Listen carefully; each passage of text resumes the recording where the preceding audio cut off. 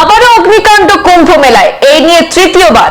শুক্র সকালে শঙ্করাচার্য মার্গের কাছে আগুন। আজ ফের মহাকুম্ভে অগ্নিকাণ্ডে দাউ দাউ করে জ্বলল তাঁবু, ছুটল দমকল। শুক্রবার সকালে সেক্টর 18 শঙ্করাচার্য মার্গের কাছে হরিহর নন্দ শিবিরে আগুন লাগে।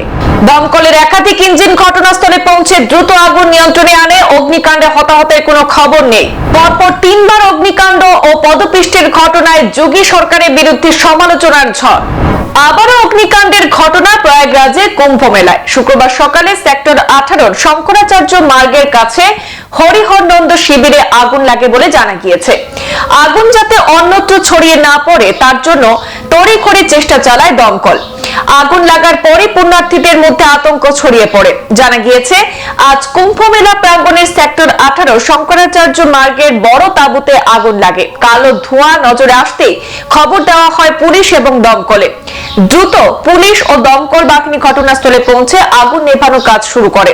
মাইকিং করে মেলা প্রাঙ্গণের ওই চত্বরও ফাঁকা করে দেওয়া হয়। প্রয়াগরাজের পুলিশ সুপার সর্বেশ কুমার মিশ্র জানিয়েছেন যে এই ঘটনায় এখনো পর্যন্ত কোনো হতাহতের খবর নেই। কিভাবে আগুন লাগলো তার কারণ খতিয়ে দেখা হচ্ছে।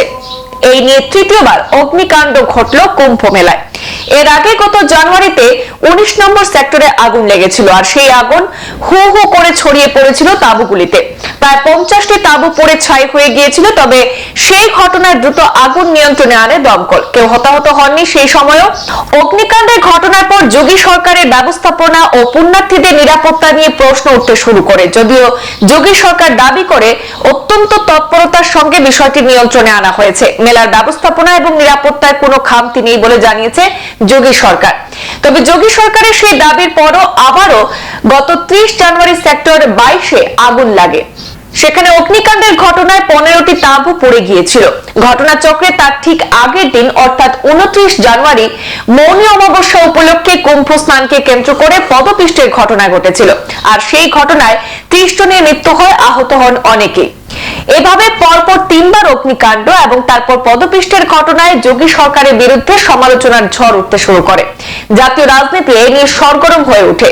বিরোধীরা দাবি করেন যে কুম্ভে পদপিষ্টে মৃতের সংখ্যা গোপন করছে যোগী সরকার এবং কেন্দ্রীয় সরকার। সংসদেও এই বিষয়টি নিয়ে তুমুল হইহট্টগোল শুরু হয়। উত্তরপ্রদেশ সরকারের তথ্য অনুযায়ী এখনো পর্যন্ত মহাকুম্ভে 39 কোটিরও বেশি পুণ্যার্থী মহাকুম্ভে পূর্ণ স্নান সেরেছেন।